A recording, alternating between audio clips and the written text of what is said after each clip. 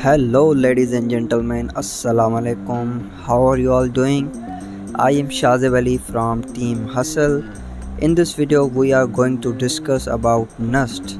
इंशाल्लाह इस वीडियो के अंदर हम बात करेंगे NUST के बारे में, उसका शॉर्ट इंट्रोडक्शन लेंगे. Then list of all the departments available in NUST. Then its entry test and its admission process. So let's get started. Video को एंड तक देखिएगा ताकि आप पूरा सिस्टम सही से समझ पाओ.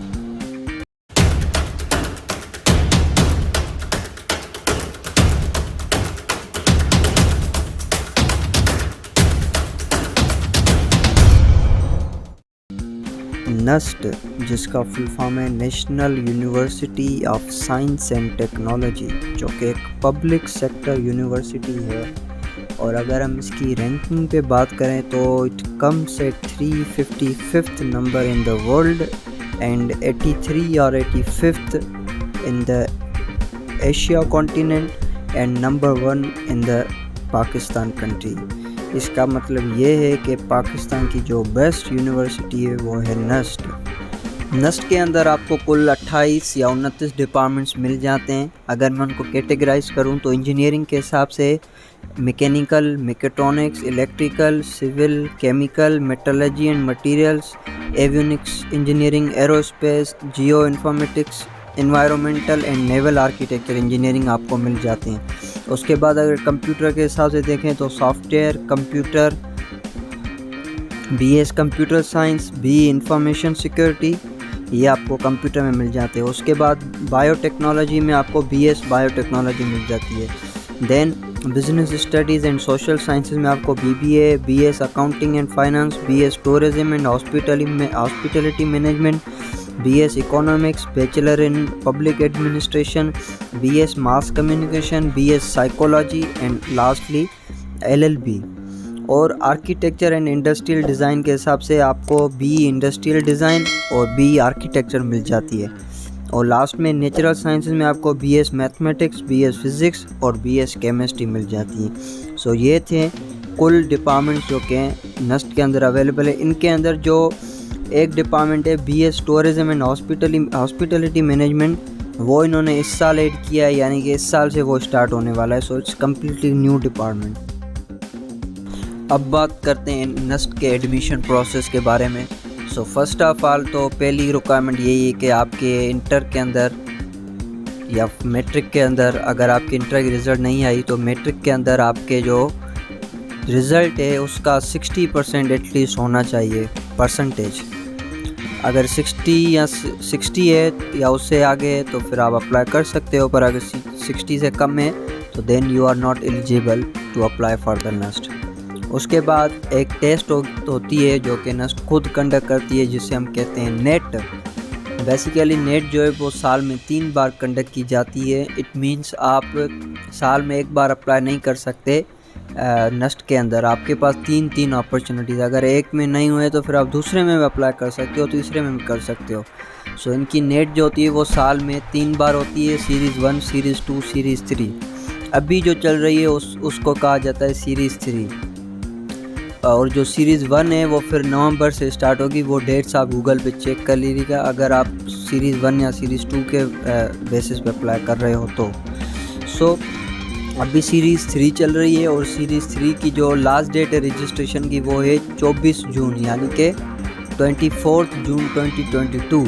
और जो टेस्ट है वो 1 जुलाई यानी कि 1 जुलाई से ऑनवर्ड्स स्टार्ट होगी, यानी 1 जुलाई से स्टार्ट हो जाएंगी.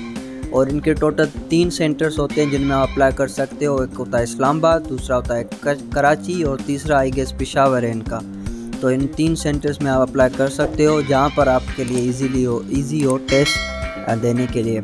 इनका जो मेन कैंपस इस्लामाबाद, वहां पर कंप्यूटर बेस्ड टेस्ट होती है, और जो कराची और पेशावर है उन सेंटर्स में पेपर बेस्ड टेस्ट होती है. NUST के अंदर सेट और एक्ट की बेसिस पे भी अप्लाई किया जा सकता है, बट ये जो दोनों टेस्ट है वो फॉरेन स्टूडेंट्स के लिए हैं. सो आप जो हैं पाकिस्तानी जो हैं वो सिर्फ NET के बेसिस पे अप्लाई करोगे, यानी कि जो कि नेट है. जो नेट टेस्ट है उसकी जो एप्लीकेशन प्रोसेसिंग फ़ी है वो है 3800 यानी कि 3800 रुपीज़।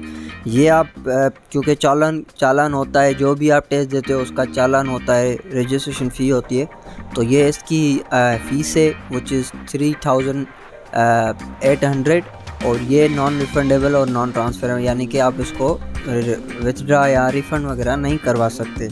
नेट जो होती है उसके अंदर कुल 200 MCQs होते हैं और अगर आपको सेफ़ साइड पे खेलना है तो आपको एटलीस्ट 110 यानी कि 110 के आगे जाना होगा। अगर आप 110 से कम है तो फिर मैं भी आपके लिए एडमिशन में इशू हो 110 के आपको आगे जाना होगा, और अगर आपको इंजीनियरिंग की सीट चाहिए तो फिर आपको 140 से भी अबव होना पड़ेगा ताकि आपको कोई अच्छा इंजीनियरिंग डिपार्टमेंट मिल जाए। ठीक है, सो इतनी डिफ़िकल्ट नहीं होती। आप टेस्ट सैंपल्स देख लें और पास्ट पेपर देख लें और अच्छे नमूने से प्रिपरेशन करें तो इंशाल्लाह क्लियर हो जाएगी। और ये बात है, ये ज़हन में रखिएगा क्योंकि नेट की 3 सीरीज़ है, तो अगर आप फॉर एग्ज़ाम्पल नेट सीरीज़ 1 में एक डिपार्टमेंट के लिए अप्लाई करते हो और आप नहीं सिलेक्ट हो पाते तो फिर नेट सीरीज़ 2 में आप उसी सेम डिपार्टमेंट के लिए फिर अप्लाई नहीं कर सकते। ये है कि आप भले तीनों ही सीरीज़ दे सकते हो, बार बार देख सकते हो, कोई इशू नहीं है, पर एक डिपार्टमेंट के लिए अगर आपने अप्लाई कर लिया तो फिर वही सेम डिपार्टमेंट के लिए आप सीरीज़ 2 या सीरीज़ 3 में अप्लाई नहीं कर सकते।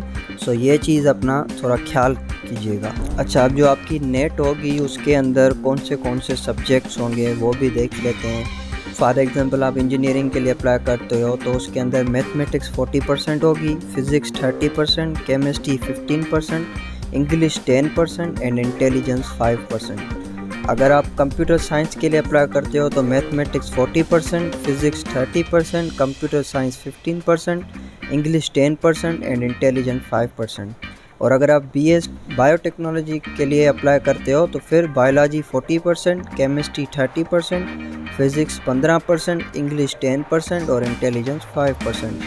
देन अगर आप BS कंप्यूटर साइंस के लिए फॉर प्री मेडिकल कैंडिडेट्स यानी कि BS कंप्यूटर साइंस के लिए वो स्टूडेंट जो कि मेडिकल वाले अप्लाई कर रहे हैं तो उसके अंदर क्वांटिटेटिव बेसिक मैथमेटिक्स 40% होगी, फिज़िक्स 30%, केमिस्ट्री 15%, इंग्लिश 10% और इंटेलिजेंस 5%। और अगर आप business studies and social sciences के लिए अप्लाई कर रहे हो तो फिर इंग्लिश 40%, क्वांटिटेटिव बेसिक मैथमेटिक्स 40% और इंटेलिजेंस आपकी होगी 20%। और अगर आप आर्किटेक्चर वगैरह या इंडस्ट्रियल डिज़ाइन के लिए अप्लाई कर रहे हो तो मैथमेटिक्स 30%, फिज़िक्स भी 30%, इंग्लिश 15% और इंटेलिजेंस 15%। और अगर आप BS मैथमेटिक्स के लिए सेपरेटली अप्लाई कर रहे हो तो मैथमेटिक्स 85% होगी, इंग्लिश 10% और इंटेलिजेंस 5%। और BS फिज़िक्स में फ़िज़िक्स 45%, मैथमेटिक्स 10%, इंग्लिश 10% और इंटेलिजेंस 5%। और BS केमिस्ट्री के अंदर केमिस्ट्री 85%, इंग्लिश 10% और इंटेलिजेंस 5%। अच्छा, अगर आप DAE के बेसिस पे अप्लाई कर रहे हो एडमिशन में तो उसका भी सेम क्राइटेरिया है, 60% मार्क्स आपकी होनी चाहिए DAE के अंदर और मैट्रिक के अंदर, दोनों में। अब DAE के हिसाब से आपके लिए अलग अलग सीट्स हैं, वो मैं आपको स्क्रीन पे शो करा देता हूँ और आर्टिकल की लिंक भी शेयर कर देता हूँ ताकि आप खुद जाके देखिएगा कि अगर आपकी किस सब्जेक्ट में डिप्लोमा है तो उस सब्जेक्ट के हिसाब से आपको कौन से इंजीनियरिंग प्रोग्राम्स मिल सकते हैं आगे चल के। So that was all from my side. अगर आपको स्टिल कोई कन्फ्यूजन या इशू हो तो आप नीचे कमेंट सेक्शन में पूछ सकते हैं मुझसे, या जो हमारा इंटीटेस्ट इंफॉर्मेशन ग्रुप है वो भी आप ज्वाइन कर सकते हैं। उसके अंदर आप अपने स्टूडेंट के साथ भी कम्युनिकेट कर सकते हो और मेरे साथ भी कम्युनिकेट कर सकते हो, और मैं आर्टिकल की लिंक भी शेयर कर देता हूँ आपके साथ, ताकि कोई भी डिफ़िकल्टी हो तो आप उस आर्टिकल को जाके पढ़ें। होपफुली आपके सारे डाउट क्लियर हो जाएंगे और आपके अच्छे नमूने से टेस्ट क्लियर हो जाएगी। बाकी मैं कोशिश करूँगा अगर पास पेपर अरेंज हो सके तो इंशाल्लाह वो भी अपलोड करूँगा। So that's it for now. Allah Hafiz. Thank you very much. Thanks for watching. If you enjoyed the video and found it beneficial, then please hit the like button, subscribe the channel and share the video with your dear friends.